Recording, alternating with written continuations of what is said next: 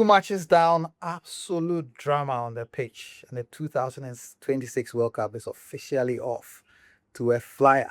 Welcome to the World Cup VAR here on Charley, where we review the big decisions, the heavy stats, and the pure madness of the global football. That is the FIFA World Cup. Now, before the ball even rolled, let's talk about the opening ceremony, which set the tone for the tournament. It was vibrant, culturally rich, and incredibly massive. And look, touche to Burna Boy and Nigeria. That was an African global superstar performing at a second successive World Cup, and we laughed it. But once the whistle blew, well, that's where the hospitality from the Mexicans ended. It did not extend onto the pitch. They kicked off with a statement win over South Africa. On that same day one, South Korea put 3 points on the board. We'll reflect on those two matches and the referees' pocket getting busy on day one. Now let's get into the details. Let's start in Mexico City for day one of the FIFA World Cup. South Africa's loss to L3. Thoroughly deserved. Now when you register just 3 attempts and it takes you out to the 39th minute to have your first attempt on goal, you are setting yourself up for defeat and you're not trying to win a football match. And I don't think South Africa tried even remotely to win this game. It was the manner of the defeat in what would obviously keep Bafana fans awake, reflecting on whether their team can make it out of the group, and perhaps for everybody else, a feeling of schadenfreude. This was pure, unadulterated, self-inflicted stage fright by the South Africans, and it started with that cheap giveaway gifted to Mexico early in the game. Yaya Sitole was cleanly robbed in a dangerous area whilst dallying on the ball. Once they had conceded the goal, you'd have thought that perhaps they would have found a way to compose themselves, but their discipline completely fell apart and evaporated. 2 red cards, Sitole getting an early shower, followed by Themba Zwane, who managed to get himself sent off after being on the pitch for just 23 minutes.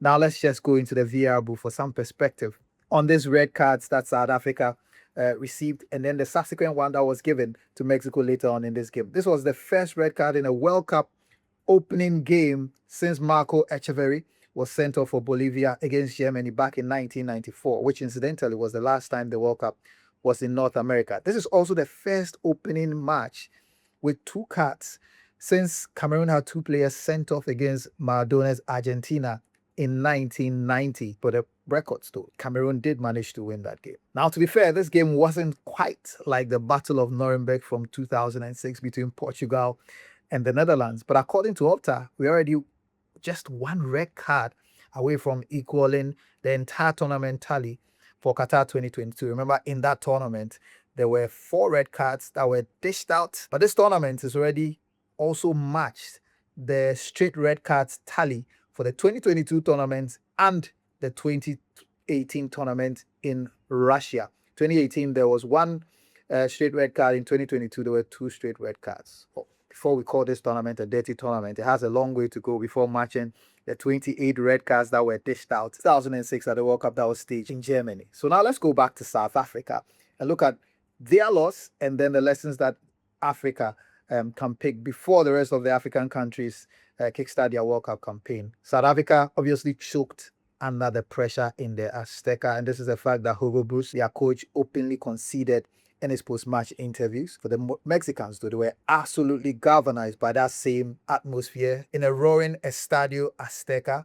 Quinones, Avelado, Alvarez, and Jimenez, who was pulling string from up front, looked really sharp. And you have to keep an eye on Gilberto Mora. There's been a lot of hype around this young man who came off the bench at the age of 17 years and 240 days. He became the youngest ever player to represent Mexico at the World Cup. This means he's also the 6th youngest player in the tournament history. So massive future ahead for him. For Mexico, the streak continues. They are undefeated in 8 straight opening games at the World Cup. South Africa's choking collapse at the World Cup and losing to Mexico. What are the lessons for the rest of Africa? This is the World Cup. It doesn't matter what your previous performance is.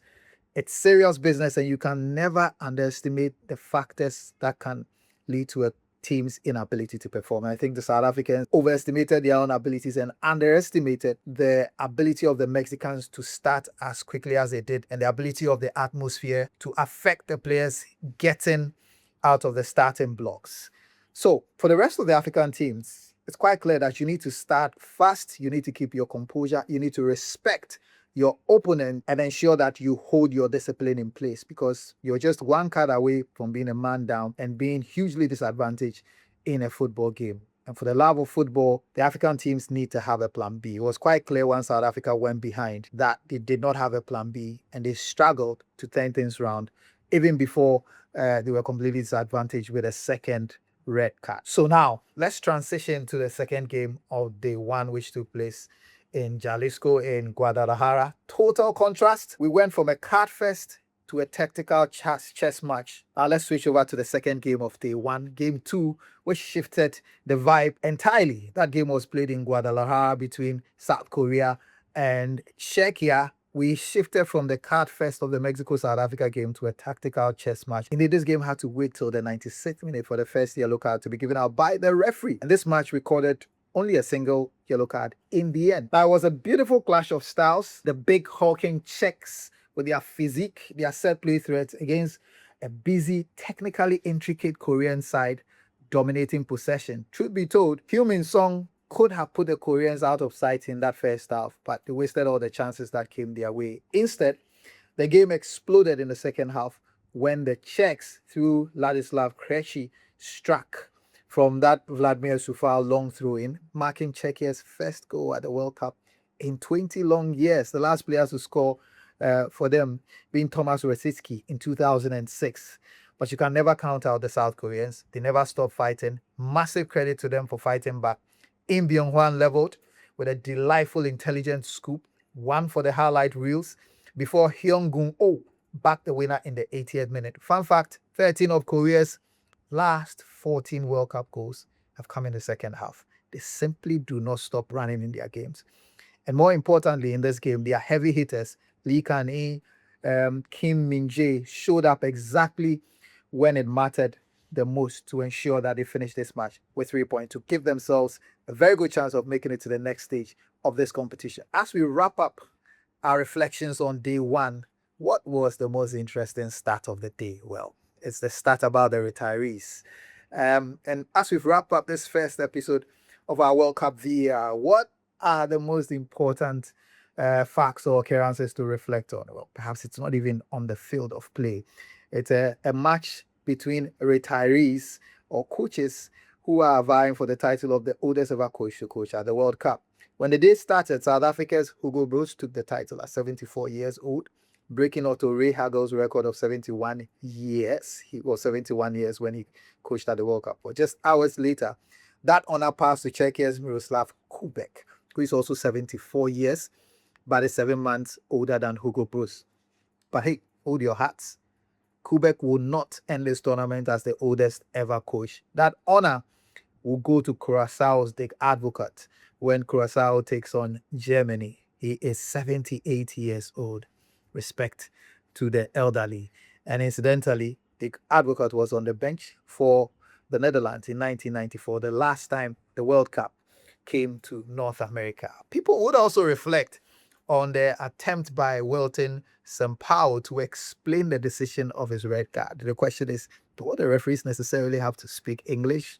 Of course, English is the most widely spoken language. Almost everybody, at least in international football, would understand some English. But Wilton did struggle, and it made for comical relief trying to finish his statement as far as the description is concerned.